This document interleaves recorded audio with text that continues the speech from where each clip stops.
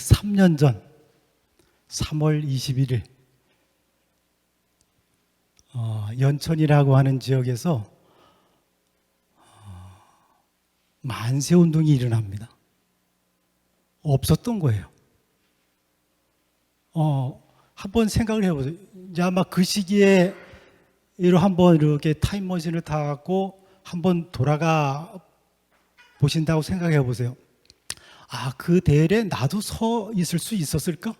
지금은 이제 내 앞에 총칼이 없으니까 쓸 수 있다고 당연히 말씀들을 하실 수가 있겠죠. 지금 한번 2020년 3월경으로 한번 3년 전으로 싹 돌아가 보세요. 코로나19라고 하는 게 전염병이 돈다고 막 뉴스에 나오고 이렇게 했습니다. 이거 대단한 거 아닐 수도 있어. 넘어가겠지. 그 이전에도 많은 전염병이 있었고 넘어갈 거야 했는데, 시간이 지나면서 우리의 생활이라든가 모든 여건과 환경들이 한 번도 겪어보지 못한 상황으로 딱 얽어매어져 버린 상황이 지금 3년여가 지나고 있습니다. 1910년 8월 22일 날 한일 합방 조약이 체결이 되고 8월 29일 날 그게 공포가 됩니다. 그리고 시간이 지나요. 1년, 2년, 3년, 4년. 아마 연천에 계신 분들이 1910년 8월 22일 날 한일 합방 조약이 체결이 됐다고 해갖고 나라가 없어졌다고 하는 그거를 인지했던 분들이 얼마나 계실까요? 아마 한참 며칠이 지나고 입소문을 통해서 나라가 없어졌대.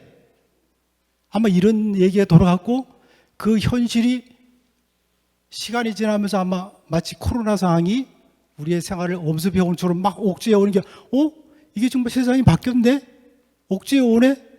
토지수 사업을 하네? 뭘 하네? 이러저런 것들이 기존에 있었던 것들이 다 옥죄해 와요.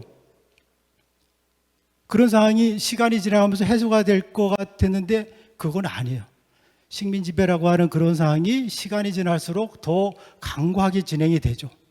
여러 가지 법령이 선포가 되고 규제가 되고 또 여러 조세제도가 바뀌고 세상이 막 변하는 겁니다. 그런 과정에서 8년여가 지났어요.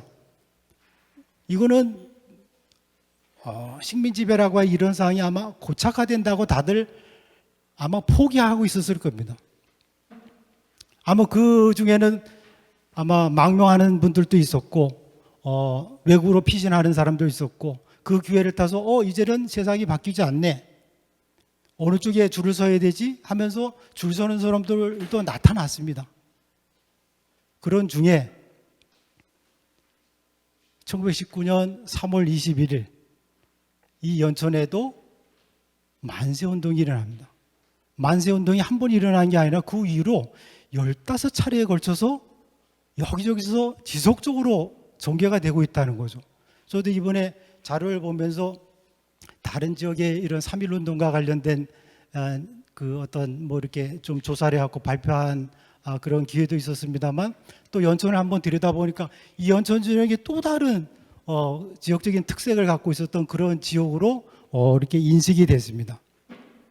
그래서 이 1919년 3월 21일 이후에 연천 지역을 포함해서 이 한국의 전국에 걸쳐 갖고 만세운동이 한 1700여 회에 걸쳐 갖고 지속적으로 이렇게 그 전개가 될 수 있었던 시대적인 배경, 이런 것들이 어떤 것이 있었을까를 한번 이렇게 살펴봤습니다. 아마 여기에 참석하신 분들은 이 3.1운동과 관련된 이런 발표라든가 아니면 기념식이라든가 이런데 아마 처음 오신 분들은 없을 거라 저는 생각이 들어요. 최소한 이번을 포함해갖고 상당히 많은 횟수를 오셨기 때문에 3.1운동에 대해서 제가 아무리 부연 설명을 하고 하더라도 그거 들었던 거 알고 있는 거라 다 인식이 될 거예요. 새로운 것은 없어요. 여기 한번 보십시오. 103년 전입니다. 103년 전이에요.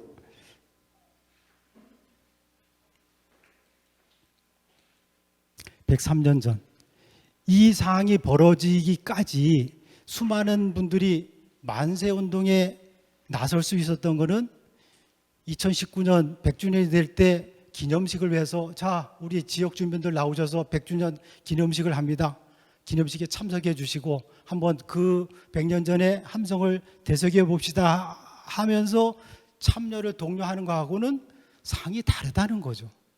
그러면은 그때 만세운동에 참여할 수 있었던 것이 어느 날 갑자기 자, 비라를 뿌리고 전단을 뿌리고 유세를 해갖고 사람들을 모을 수 있는 그런 상황이 아니었다는 거죠.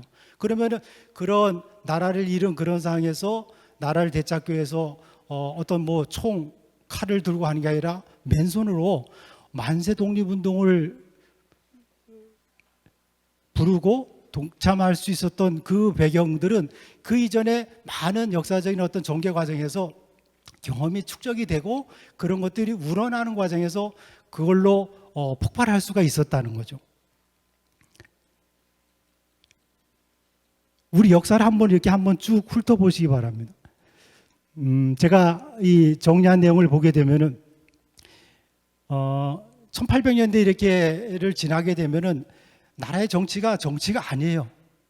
전정군정, 그러니까 곡식에 세금 매기는 거, 군대 가는 거, 아니면 곡식을 빌려줬다가 대받는 것, 이런 거에 대해서 정말 많은 그 비리 부조리가 있었거든요. 거기에 대해서 사람들이 항거도 하고 저항도 하곤 하죠. 그런데 그것도 일부에 지나지 않죠. 고쳐지지 않죠. 그런 것들이 폭발해갖고 1811년 홍경래난이라고 하는 저기 함경도 평안도 지역에서 홍경래난이 일어나죠. 그것도 진압이 되죠.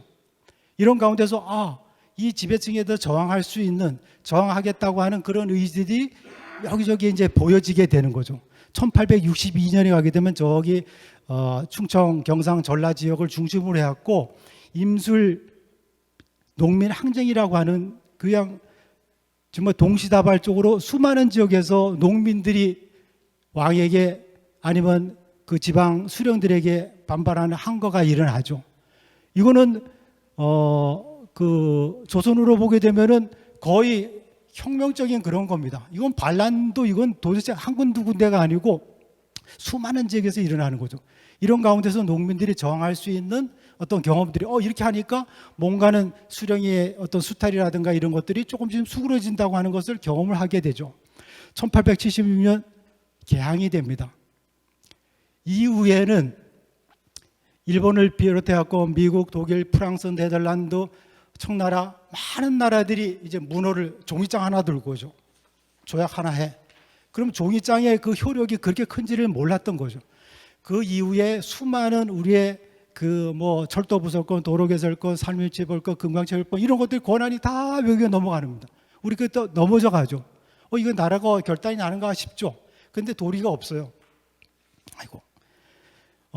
그 다음에 이루어지는 것들이 1882년 군대 해산, 1884년 갑신정변, 뭔가 정부가 확 뒤집어지는 것 같아요. 3일 만에 끝나버렸어요. 1894년 동학농민운동이 전개가 되죠. 이것도 온 땅덩어리가 전쟁터가 돼버리는 거죠. 갑오개혁이 일어나서 뭔가 바뀌는 듯 싶었지만 또 제자리, 이런 상태로 돌아가죠. 그 이후에 1905년 을사늑약, 이게 외교권을 박탈당하고 이제 국권만 남아있는 그런 상황까지 넘어가게 되죠. 1907년 정미 7조약, 이제 의병이 일어나고 그 앞서도 의병이 일어났지만 이거는 이제 기울어져가는 어떤 국권을 붙들 수 있는 상황이 아니라는 거죠. 1910년 한일합방 조약이 체결이 됩니다. 그 이후의 상황은 우리가 인지하는 대로 35년여의 식민 지배가 온전하게 진행이 되죠. 동학농민운동, 이 농민운동에 참여했던 그런 경험에 축적된 경험들이 관에, 수탈에, 외세에 정할 수 있는 그런 경험들이 선대로부터 전해져 오고 전해져 왔다는 거죠. 이 을미의병 1905년, 1907년에 을미의병, 1907년에 정미의병, 이 의병들이 이제 군대 해산이라든가 아니면 포수라든가 이런 사람들이 그 합류하면서 무기 같은 거를 그나마 어떻게 확보하게 된다는 거죠. 여기 한번 보세요. 소녀원으로부터 이게 아마 요 가운데 있었던 아마 대한제국 군인이었을 겁니다. 아마 군대 해산이 되고 나니까 무기 반납하지 않고 갖고 나왔어. 의병으로 참여했다가 이제 갖고 있었던 그런 모습이다. 뭐 그냥 삽이나 곡괭이 대신에 총 들은 모습이에요. 뭐 어떤 정식 그런 그 훈련을 받았던 그런 의병이 아니었죠. 이건 함경도의 포수들이에요. 이 포수들이 호랑이라든가 동물을 포획하기 위해서 갖고 있었던 이런 무기들이 의병들의 무기가 됐다는 거죠. 뭐 그 사진은 어떻게 보일지 모르겠지만 이런 분들이 의병으로 참여합니다. 포로가 된 의병들이에요. 의병에 참여하는 게 의로운 거긴 하지만 체포되거나 죽을 수도 있고 감옥살이를 할 수도 있고 그 가족이라든가 후손들은 아주 어려운 지경에 빠질 수가 있었다는 거예요. 이렇게 처형당할 수도 있습니다. 자, 3.1운동 1910년 지나서 8년여가 지나고 있는 이 시기에 그 국외에서 어떤 일이 벌어지는가. 나름대로 이 3.1운동이라고 하는 거국적인 그 만세운동이 일어날 수 있는 위에서의 어떤 그런 조짐들이 그 영향이 국내에 이렇게 파급이 되어 옵니다. 1910년 이후에 그 전국에서 소규모의 어떤 노동자라든가 이런 그 규모의 어떤 반발 같은 것들이 이렇게 일어나긴 하지만 그것이 크게 파급되지는 못하죠. 왜냐하면 그 식민지배라고 총칼로 뭐 진압하고 하니까 그런 것들이 큰 효과를 보진 못하죠. 그렇지만 그 식민지배를 그대로 수용하지는 않고 언젠가는 용토림하고 꿈토림하고 드러날 수 있는 그런 움직임이 있긴 했었지만 그걸 폭발력을 가져올 수 있는 어떤 기회라든가 구심점을 찾지 못했던 거죠. 1917년 러시아가 보내주고 혁명이 돼요. 자, 1918년 독일이 재정이 무너져. 이게 국외에서 들려오는 거긴 하지만 이런 지식인이라든가 아니면 독립에 대한 국권 회복을 염두에 두고 있는 많은 사람들은 거기에 주시를 하고 있었던 거죠. 이게 우리한테는 유리한 상황으로 전개가 될 수 있겠지라고 하는 것을 염두에 두고 있는 중에 1918년 미국 윌슨 대통령이 민족 자결주의라고 하는 14개조 원칙을 발표를 합니다. 연합국에 통보를 하고 이것을 전쟁 후에 반영을 하자고 해서 다 받아들여 주죠. 이거는 굉장한 그 어떤 그 긍정적인 효과로 나타나죠. 1919년 1월에 고종이 서거를 합니다. 이 온 나라가 만국의 그 한이 맺혀 있는데 또 고종이 서거해. 그러니까 이거 독살됐느냐 하고 막 또 루머가 퍼지죠. 이제 장례를 앞두고 있는 중에 2월 8일 날 우리를 식민지배하고 있었던 일본의 중심 도쿄에서 유학생들이 독립선언서를 발표를 해요. 이거는 혁명적이죠. 목숨 걸고 하는 겁니다. 이거 조선에서 하는 것도 아니고 일본의 수도 복판에서 전단지 뿌리고 선포한다고 하는 것은 나 잡아가시오라고 하는 거나 마찬가지라는 거죠. 3월 1일 미국 대표 33인을 포함해서 독립선언서를 준비하고 그다음에 태극기를 제작을 하고 참여할 수 있는 사람을 독려하고 하는 그런 과정에서 만세운동이 전개가 되죠. 이 만세운동이 전개가 되는 그런 과정에서 서울을 포함을 해왔고 이 조직적으로 이 주도자들이 각 지역을 전담을 하죠. 3월 1일 날 만세운동이 일어난 곳이 서울만은 아니죠. 평양이라든가 개성이라든가 많은 지역에서 만세운동이 동시다발적으로 발생을 하게 되죠. 그 이후에 그 만세운동이 들불처럼 번져나가죠. 아마도 그 일제 당국으로서는 정말 놀랄 일이죠. 왜냐하면 10년부터 19년에 이르는 그런 상황까지 소규모의 반발이라든가 이런 것들이 있긴 했었지만 이런 정도의 어떤 만세를 부르면서 태극기를 휘두르고 하면서 이렇게 거세게 집단으로 모였던 그런 것들은 앞서서는 없었거든요. 그러니까 그 시기에도 신문이 발행이 됐어요. 근데 이 신문 일본에서는 뭐 폭동이고 소요고라고 하는 그런 용어로 쓰긴 했지만 아마 가장 톱 기사가 될 만한 그런 기사임에도 불구하고 그 다음 날도 기사가 되지 않습니다. 3월 1일 날 일어났던 그 내용이 그 다음 날 신문에 실려도 뭐 호해가 뿌려져도 될까 말까 하는데 3월 7일자 신문에 겨우 실립니다.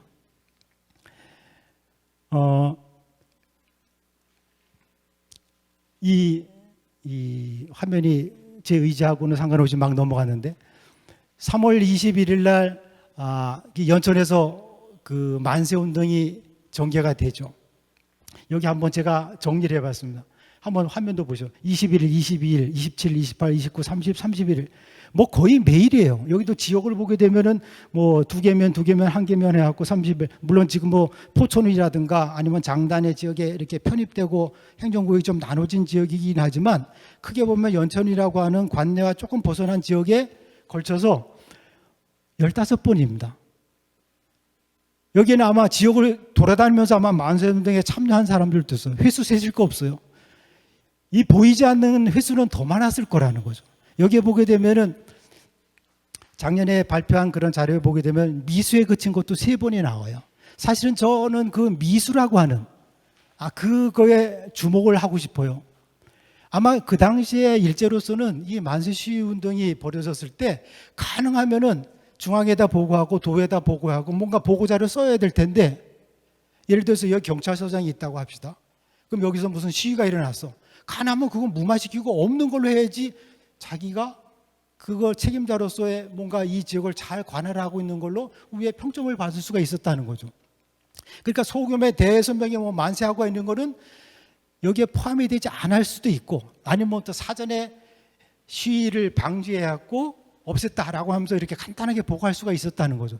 그런 것까지를 포함한다고 한다 그러면은 더 많은 횟수가 이 지역에서 4월 중순부터 3월 하반기부터 4월 초순에 걸쳐갖고 만세운동이 전개가 됐다는 거죠. 이런 식으로 그 한 지역에서만 봐도 이 정도예요. 그러면은 이걸 전국 단위로 확대했을 때는 일제 당국의 입장으로 한번 돌아가 보시죠. 이거는 뭐 밤잠 못 자는 겁니다. 뭐 면사무소 습격이 당하고 군청이 습격이 당하고 헌병대가 일본 군대가 총출동하고 삼엄한 그런 경비가 진행이 되고 하는 그런 상황이었다는 거죠. 자, 이 3.1 운동이 이제 전국적으로 확산되는 그런 배경에 어떤 그 만세 운동이 일어났던 역사적인 배경은 제가 아까 그 1800년대부터 1900년대 초까지의 그런 상황을 잠깐 이렇게 언급을 해드렸습니다만 이 만세 운동이 준비되는 그런 과정에서는 33일을 포함을 해서 많은 사람들이 이 운동을 비밀리에 주도를 했죠. 그래서 독립선언서를 인쇄를 하고 태극기를 제작을 해갖고 그 주소자들이 각 지역으로 가면서 사전에 그것을 배포하고 동참할 수 있는 사람들을 규합해하고 3월 1일 만세운동이 일어났고 그리고 또 그것을 전달하는 과정에서 간접적으로 선언서가 그 전달된 그런 지역은 독립선언서를 여기 나이 드신 분들은 가리방이라고 하는 거 아시죠? 옛날에 인쇄시설이 없을 때 가리방을 갖고 이렇게 잉크로 이렇게 인쇄해갖고 찍어내던 그런 걸로 만들고 아니면 태극기를 광목을 찢어갖고 거기다가 태극 원을 그리고 태극기를 만들어서 태극기를 만듭니다. 그것을 수지로 해갖고 이제 거사 날짜에 주동이 돼서 나와서 왔을 때 많은 사람들이 동참하게 하는 그런 건데 그런 그 앞선 시기에 만세 운동이 일어난 지역이 있고 아니면 이제 간접적으로 전파된 지역은 그 날짜가 조금씩 뒤로 미루어지죠. 이건 먼저 했다고 뭐 잘했고 뒤에 했다고 해서 이렇게 뭐 유축될 건 전혀 없습니다. 자, 앞서 말씀드린 대로 고종의 국장과 관련된 기사가 신문의 전면을 덮습니다. 그러다가 3월 1일 날 있었던 만세운동 소식이 처음 그 당시에 신문이라고 하는 매일신보라고 하는 일종의 일제 총독의 기관지 같은 겁니다. 그러니까 뭐 알릴 건 알리고 숨길 건 숨기고 이렇게 뭐 기사 검열하고 삭제하고 하는 그런 신문이에요.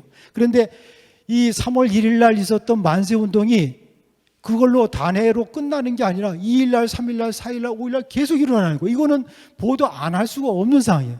3월 7일 날 여기 보십시오. 손병희 사진이 있고 33인의 이름이 쫙 나오고 경성, 한양을 포함을 해갖고 개성, 평안, 진남포, 그다음에 강서, 성천, 선천, 중화, 안주 여러 지역에서 3.1 이 만세운동이 일어났던 기사가 더 기사화됩니다. 그럼 이 신문이 3월 7일자 신문이 8일 날 해갖고 전국에 기차로 해갖고 딱 배포가 됐고 여기 연천에도 딱 전달이 됐을까요? 아마 그 당시에 기차가 있었기 때문에 다른 지역보다는 조금 빠를 수는 있었을 겁니다. 그것도 아마 신문을 접한 분들은 요 읍내에 있었던 소수 있었을 거고 이게 무슨 일이야 라고 접한 사람도 있었을 거고 그 이전에 이미 사람들을 입을 통해서 소문을 통해서 아마 들은 사람들도 계셨을 겁니다. 자, 그 다음 여기 한번 신문을 보십시오. 이 연천에 여기에 오른쪽 상단에 보게 되면은 이 신문의 그 기사 큰 제목이 소요 사건의 후보예요. 3월 1일 날 있었던 소요, 그러니까 아주 시끄러운 난리통이라고 하는 그런 용어를 쓴 거예요. 일제로 와서는 이게 뭐 만세 시위가 아니야. 소요, 폭동이라는 거죠. 그 소요가 한번 있었는데 그 후에 계속 일어났다는 그 보도 내용을 계속 실는 겁니다. 그 가운데 제가 이 경성북은 요걸 하나 스크랩해 갖고 이렇게 한 건데 연천 21일 날 있었는데 면사무소를 습격하셨네. 여기 계신 분들이 그냥 만세 시위만 한 게 아니라 면사무소를 쳐들어간 거예요. 그래갖고 거기 습격해갖고 아마 이런 집기류를 뭐 부수고 했겠죠. 그래서 헌병 한 명이 부상하였더라. 이건 큰 사고예요. 큰 사고야. 600명이 지난번 1919년 3월 21일 그 100주년 그 운동 기념회 때 여기 군민들 몇 명 모이셨습니까? 원장님 그때 몇 명 모이셔서 기념식 하셨을 것 같아요. 아까 여기 연천군민의 만세운동 그 사진 하나 있어갖고 제가 따오긴 했는데 그 당시에 600명이 모여서 만세 시위를 했어요. 600명이면 골고루 다 모이자고 해도 600명 채우기 힘드셨을 겁니다. 여기 아마 대통령 선거할 때 유세할 때 600명 모이십니까? 안 모이죠. 굉장히 많은 인원이에요. 600명이라고 하는 게. 아마 그것도 경찰 추산이니까 축소하느라고 줄였겠죠. 600명. 자, 그 다음에 4월 8일 날 연천에서 또 이번에는 한 명이 죽었어. 연천 기사만 제가 이렇게 딱 뽑은 겁니다.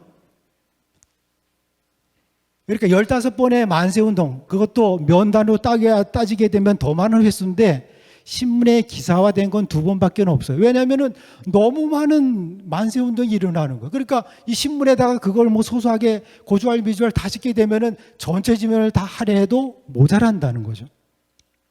자, 제가 장황하지만 3월 1일부터 5월 중순까지 매일 신보에 실려져 있는 경기도에서 전개됐던 만세운동 기사만 제가 쫙 뽑은 거예요. 경기도에서만. 제가 중간중간에 붉은 글씨로 7명을 검거했다. 수모자를 여기 한번 주고 평택, 가평, 가평. 여기는 제가 좀 기사를 보면서 조금 움찔할 수 있는 내용을 제가 이렇게 그 붉은 글씨로 해놓은 겁니다. 연천은 맨 위에 있죠. 면사무소를 습격. 그 밑에는 시위운동 주모자 경성지방법원으로 압수. 잡히면은 감옥 가네. 밑에 수모자를 체포했다. 사상자가 발생했다. 곧 진압되었다. 수모자를 검거했다. 그 다음에는 저기 안성에는 기생들 또 나섰네. 뭐야 이거 기생? 2명이 죽었다. 3명이 죽었다. 4명이 총살되었다. 41명의 태형을 맞았다. 부상자가 3명, 1명이 죽었다. 수모자 1명이 체포되었다. 이런 기사가 쫙 나. 자, 이제는 신문을 보려고 많은 사람들이 아마 귀 기울이고 소문을 들으려고 했을 겁니다. 그랬을 때 야, 나도 이제 만세운동에 나서야겠다고 하는 의기 충동하는 사람들도 있을 거고 잘못 나섰다가 총 맞고 죽네? 감옥에 가네? 태형을 맞네? 찍히네? 줄 잘못 서네? 여러 가지 생각이 온갖 섞일 거라는 거죠. 3명이 죽고 1명이 죽었다. 발포해서. 자, 3월 1일 이후 만세운동이 전개될 때 연천도 그랬을 겁니다. 기록에는 제가 찾아보려니까 나오진 않아. 아마 군수가 여기 군수님 말고 그 당시에 연천 군수가 면장, 2장, 9장 다 수합했을 겁니다. 야, 우리 지역에 이런 거 일어나면 안 돼? 지역마다 단속해? 순회하면서 아마 그런 거 했을 겁니다. 다른 지역은 그게 기사로 확인이 돼. 그래서 그 지역만 있었던 건 아니고 모든 지역이 다 그렇게 단속하려고 노력을 했을 겁니다. 아마 감시에 눈초리 해갖고 경찰이며 헌병들이 아마 눈에 불을 켜고 어떤 움직임을 포착하려고 했을 거라는 거죠.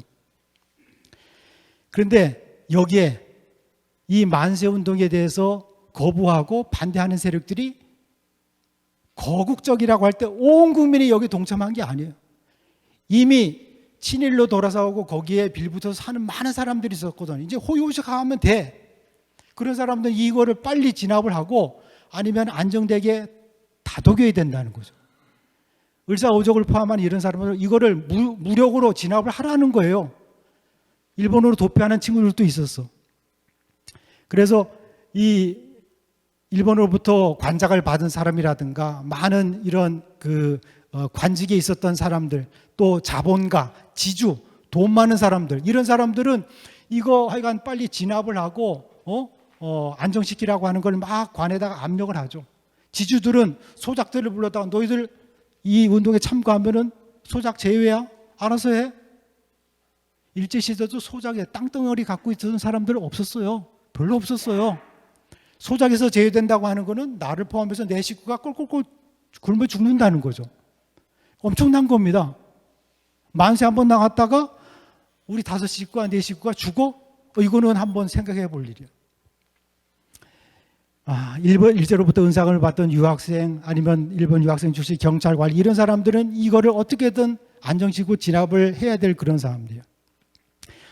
이 기사는 1919년 5월 4일자 매일신보 신문 기사인데 어떤 내용이냐면은 충청남도 서천 지역에 있었던 지주들을 중심으로 한 이 유지 세력들이 서약서를 제출한 거예요. 그 기사화한 거예요. 요거를 제가 우리에게 요약을 한 건데 뭐냐면은 충남 서천의 한산면 일대의 신장리에서 소요가 만세운동이 있었는데 여기에는 우리 지주를 포함한 사람들은 한 사람도 관여한 사람이 없다. 우리는 무관하다. 이런 식으로 일단은 발뺌하고 그 다음에는 이 무지한 인문들이 선동자의 말을 듣고 만세 시위에 나섰다는 거죠. 그래서 이 동포를 위험에 빠뜨릴 이 소요가 진정되기를 진정으로 바라면서 이 지주회는 군수의 경고를 그대로 받아들이고 앞으로 이런 데 동참하지 않을 것을 맹세하면서 우리는 그리고 우리 동네에 있는 많은 사람들을 회의를 하고 설득을 해서 이 만세 시위에 나가지 못하도록 하겠다라고 하는 그런 서약서를 그리고 서약서를 다 받아내겠다라고 하면서 서약서를 날인하고 신문에다가 기고를 한 거예요. 그러니까 이런 신문이 나니까 이거 잘못되는 거 아니야? 우리가 선동에 잘못되고 속는 거 아니야? 이거 독립이 온다고 했는데 독립이 진짜 와? 의심할 수도 있죠. 가짜 뉴스 같은 게 막 도는 겁니다. 신문이 다 신문이 아니죠. 자, 이 만세 시위 운동이 신문을 통해서 많이 전파가 되죠. 근데 신문은 한계가 있어요. 지금 뭐 스마트폰에 해갖고 뭐 문자로 해갖고 자연재해라든가 뭐 있으면 착 해갖고 탁 와닿지만 1919년을 거슬러 보게 되면 그 정보가 그렇게 빠르지 않다는 거죠. 저는 개인적으로 조선시대 장시를 연구를 했어요. 장시는 조선 1500년대 중반에 그 전라도 지역에서 시작을 해요. 그래서 처음에는 열흘장이었어. 보름장이었다가 나중에 5일장으로 바뀌게 되는데 나중에 1700년대를 지나면서는 여러분 아마 여기에 연세 많으신 분들 같은 경우는 사실 일주일 단위도 넘어가긴 하지만 5일마다 돌아오는 장은 여러분의 생활주기였어요. 장에 가야 돼. 5일날은 하여간 무슨 일이 있어도 장에 갔다 와야 돼. 장을 봐야 돼요. 놀러 가든 사러 가든 팔러 가든 갔다 와야 돼. 그 생활주기가죠. 이자노림도 5일마다 오는 장이자예요. 장이자. 그렇게 생활에 딱 파고 들어왔다는 거죠. 그래서 저는 물론 이게 뭐 새로운 것은 아니지만 그 당시에 어떤 이 만세 시위 운동에 대한 어떤 비밀리에 이것을 전달하고 운동에 참여를 독려하고 또 주도하고 하는 사람들이 아주 좀 손쉽게 전달할 수 있는 공간과 시간, 아니 이 장터와 장날이었다는 거죠. 그리고 또 이것을 또 원하지 않아도 이 장꾼들이 장을 또 순회를 하지 않습니까? 장날이 1, 2, 3, 4, 5일마다 주변에 한 4, 5개 장이 장날을 서로 달리하면서 했기 때문에 이런 장꾼들을 통해서 주변에 만세 시위 운동이 자연스럽게 전파가 될 수가 있었다는 거죠. 그리고 이것을 주도하는 사람들 입장에서는 비밀리에 익명성을 갖고 이것을 전달할 수가 있었다는 거죠. 이 장터는 정보도 습득하고 혼담이 오갈 수도 있고 사교가 되고 유흥도 하고 투전도 하고, 그리고 때로는 조선시대 같은 경우는 이 장터가 처형장이 돼요. 역적자들을 처형해갖고 효수를 하고 목을 잘라갖고 긴 장터에다가 세워놔요. 너희들 나라의 역적질하면 이렇게 해야 돼. 그리고 또 어떤 사람들 억울한 것을 하소연하기 위해서 종이에다가 대자보 같은 걸 써갖고 장터에다가 턱 걸쳐놓고, 뭐 붙일 사이도 없어 빨리 그냥 걸쳐놓고 누가 보던지 해갖고 소문이 돌게 하기 위해서 이제 그런 경우도 있었다는 거죠. 이 장터는 어떤 민심의 동향을 파악할 수 있기도 하고 여론이 형성되는 그런 장소였다는 거죠. 아마도 이 3.1운동이 파급되고 전파되고 하는 그런 공간으로서 또 그런 경유지로서 이 장시가 굉장히 유용하게 활용이 될 수 있었다는 거죠. 일제시대 오게 되게 되면은 이 장터 사용을 여성들이 활용하도록 막 처음에는 장려를 해요. 남자들은 장에 가지 말고 농사에 힘쓰라는 거예요. 여자들이 장을 보라고 그래. 그러다가 이게 또 시간이 지나니까 여자들이 바깥에 나오니까 뭔가 이게 사회 분위기가 아니야. 여자들이 또 나가다 보니까 뭐 유흥수비 또 풍기문란 뭐 이런 식으로 또 해갖고 여자를 또 시장을 못 가게 해. 그 장날을 좀 줄이게도 장을 줄이려고 하는 그런 막 업적이 있지만 그게 잘 되지는 않습니다. 그리고 양력을 사용하라고 장날을 통해서 막 홍보도 해. 그리고 우리가 백의 민족이라고 하죠. 흰 옷을 입고 장에 가게 되면은 이 흰 옷은 농사하고 일하는데 좀 불편해. 그래서 이 몸빼 아니면 물들인 옷을 입으라고 그러죠. 흰 옷을 입고 하게 되면은 일본 놈들이 아니면 칠인사들이 먹물을 뿌려요. 흰 옷 입지 말라고. 그런 기사가 많이 나옵니다. 그러니까 또 하나, 여성들이 3.1운동 때 누가 시키지 않았는데 아까 기생들이 나섰고 만세운동에 동참합니다. 여자들은 얼마 전에도 우리가 집 밖에 나가고 외출하는 게 굉장히 이렇게 엄중하게 좀 차단이 되고 억제가 되죠. 그런데 조선시대 때도 장에 가는 것만큼은 여성들이 바깥 출입할 수 있는 자유함이 있었어요. 장에 간다고 하면 말리지가 않아. 남편하고 같이 갈 수도 있고 아니면 동네 친구들하고 같이 가고 올 수가 있어. 올마다 돌아오는 장은 여성들에게는 정말 해방의 날이고 자유의 날이었어. 시장에 가니까 남편을 통해서만 듣던 그런 거하고 다른 세상이 보여. 세상에서 이런 소문도 들고 저런 게 보이고, 시간이 지나고 일제시대도 마찬가지라는 거죠. 많은 소문을, 정보를 장을 통해서 들을 수가 있었고 사회가 돌아가는 인식을 장을 통해서 확인할 수가 있었다는 거죠. 자, 이 장에는 수많은 사람들, 여기서 만약에 어떤 만세운동을 주도하는 사람들이 여기를 다닌다고 하면 누가 검거하겠어요? 뭐 이렇게 체포해갖고 이렇게 가방이며 옷을 수색하지 않는 검색하기 힘들겠죠. 여성들이 나옵니다. 장을 보러 나와, 팔러 나오고 장을 보러 나오죠. 이거는 우시장이에요. 우시장의 크고 작음에 따라서 그 지역의 어떤 그 경제 상황이 좌우될 수 있기도 하죠. 우시장에서 찾을 수 없는 것 하나가 있습니다. 이 사진을 한번 눈여겨보고 다른 우시장의 사진을 보고 찾을 수 없는 것, 여자는 못 찾습니다. 우시장에는 여자가 안 갑니다. 뒤로 보내지를 않아요. 집에서 장을 볼 때 소를 팔러 갈 때 여자한테 맡기지는 않습니다. 반드시 남자가 갑니다. 그리고 혼자 가지는 않아요. 최소한 2사람 이상 가요. 왜냐하면 소를 뺏길 수도 있고 아니면 소를 팔고 오다가 돈을 탈취당할 수도 있고 아니면 저기 술집에 가서 그냥 탕만 해갖고 그냥 소 한 마리 날 수가 있기 때문에. 이거는 은진 강경장이에요. 자, 시간이 많이 갔을 것 같아요. 3.1 만세운동의 의의, 뭐 새삼스러울 건 없어요.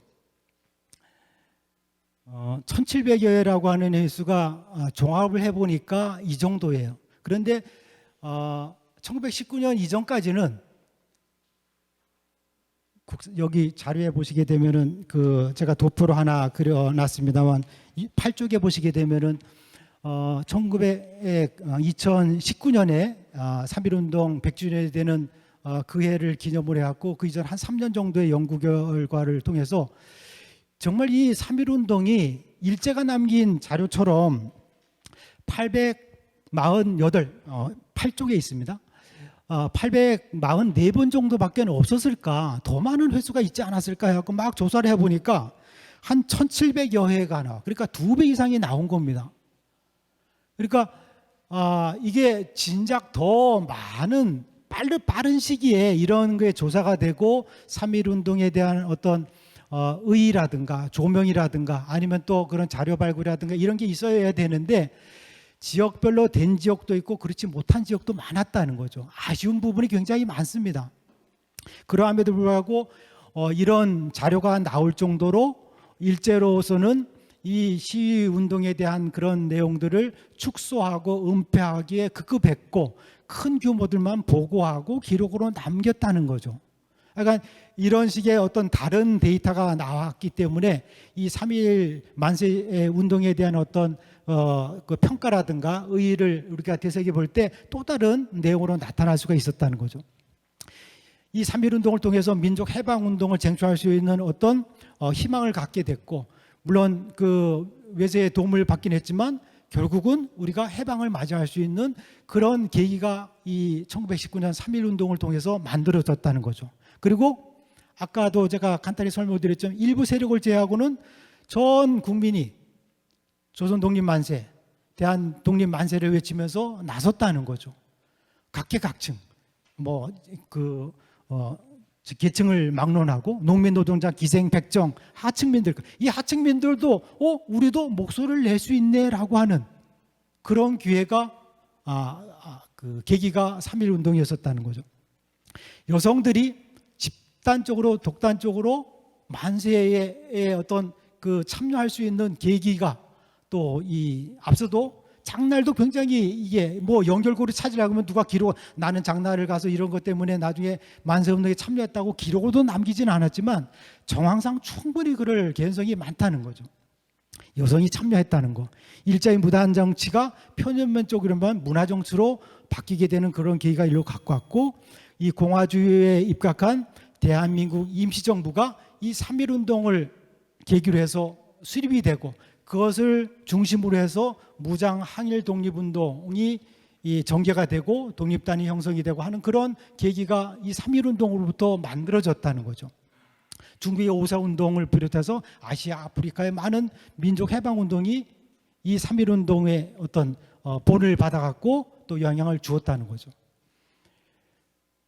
우리는 저기 고대부터 이 20세기에 이르는 시기까지 수많은 열강들의 치밀 외세를 받습니다.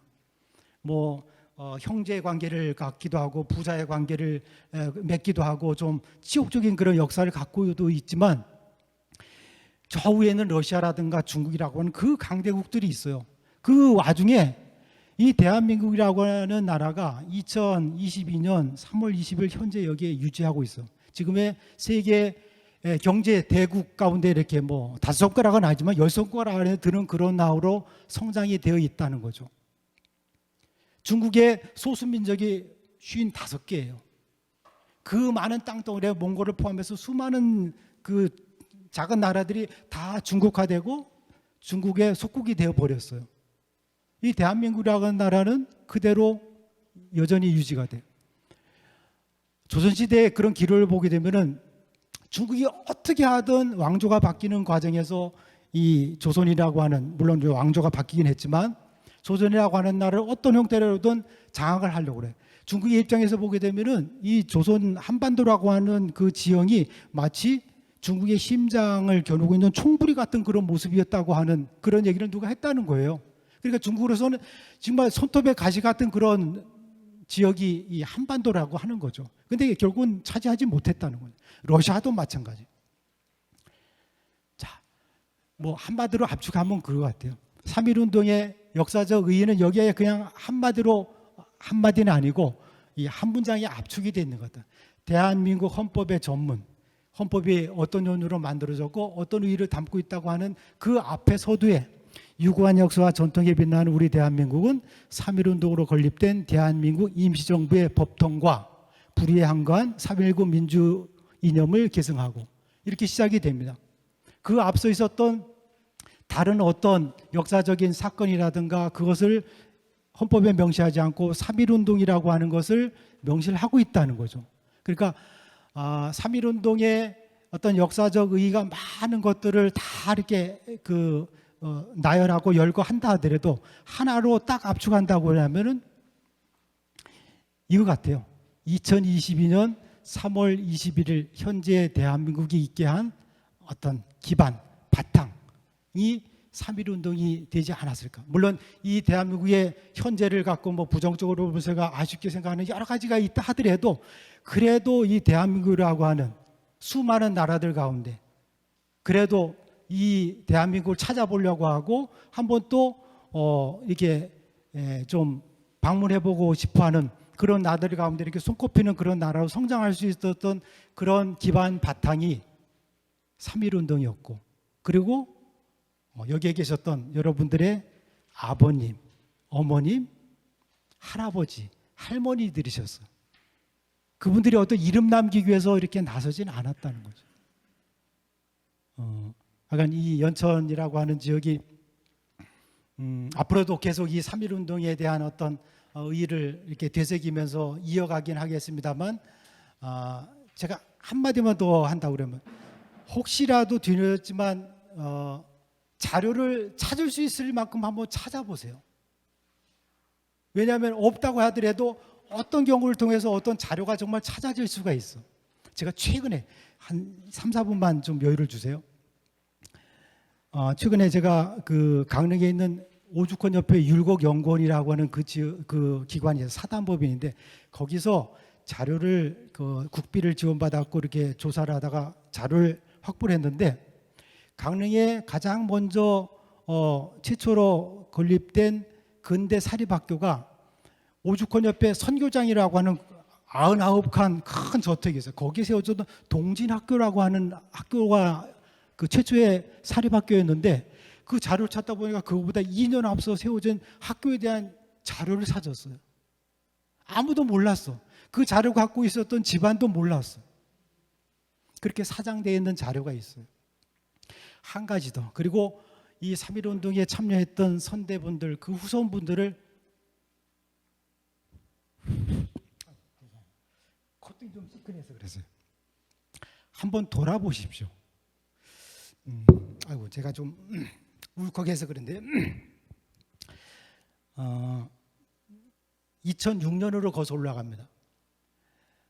충청북도 영동군 황간역이라고 하는 길차역 앞에 대한의사 이건석 선생 기념비라고 있어요. 1963년에 세워집니다. 이분이 1906년에 옥중에서 서거하셔요. 을사조약에 이렇게 한거해갖고 막 하다가 감옥에 들어갔다가 감옥에서 순국하셔요. 그걸로 해갖고 1963년 박정희 대통령 때 국민훈장 독립장을 이렇게 그 수여를 받고 거기에 기념비까지 세워주셨는데 2004년쯤 되는구나. 그분 후손이 제가 국사편찬위원회에 근무를 했었는데 2019년에 퇴직을 했습니다. 한 3, 4년 되는데 자료를 갖고 오셨어. 그 자료를 보고 나중에 그분들의 얘기를 듣는 중에 요만한 담뱃값 은박지에다가 그분이 옥중에서 이제 그 숨이 다 될 게 얼마 남지 않고 아들한테 부모님 잘 모시고 약간 든든하게 마음 지키고 있으라 하고 담배 은박지 뒤 이면에다가 연필로 쓴 그걸 갖고 계시더라고요. 또 하나 그 1963년에 그 기념비가 세워질 때 박정희 대통령이 세우라고 했으니까 얼마나 근사하겠어요. 그건 나중에 한번 보실 기회 검색해 보세요. 황간역 앞에 이건석 선생 기념비를 한번 검색해 보면 굉장히 큽니다. 그걸 세울 때 그분들 후손을 이렇게 오라고 해서 좀 이제 기념식을 하려고 그랬는데 그 가운데 그 종손되는 그 손자 되는 분이 그 어떤 얘기를 하나 하면 그 자료 갖고 왔을 때 저하는 거예요. 그때 그분들은 김천이라고 하는 지역에 살았대요. 김천이 영동하고 이렇게 가까워요. 경상북도 김천. 운막 같은 데 사셨다는 거예요. 기념식일에 가려고 했는데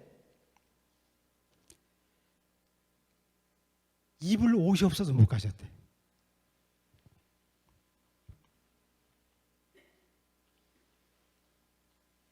그러니까 외출할 때 입을 번듯한 옷이 아니라 집에서 막 입고 그냥 빨아서 입을 옷조차도 없으셨다는 거예요. 그래서 거기 기념식을 못 가셨다는 거예요. 그러니까 이 독립운동을 하고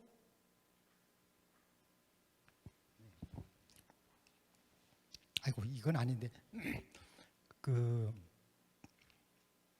망명을 하고 순국을 하고 했던 분들의 후손들은 그중에 잘 사는 분들도 있죠. 그런데 국가에서 그분들에 대해서 예우를 해주고 후손들에서 예우를 해주지 않으면은 이런 것들이 기념을 아무리 해도 소용이 없는 거죠. 이거 번듯하게 만세 한번 부르고 좋았다 이건 아니라는 거죠. 그 후손에 대한 예우라든가 그런 것들이 국가적으로 이렇게 지원이 되는 것들이 이 앞으로의 역사가 전개됐을 때 국가의 유난이 왔을 때 거기에 동참하고 이런 3.1 운동의 어떤 정신을 되새기면서 또 국가를 다시 또 세워나가고 하는 그런 계기가 될 수 있다는 거죠. 제가 얘기가 좀 바깥으로 돌아버렸는데 하여간 2022년 3월 21일 대한민국이 있게 된 기반 이것이 3.1 운동의 역사적 의의 가운데 하나로 꼽는 그걸로 견을 맺으면서 저의 말씀을 이것으로 마치겠습니다. 감사합니다.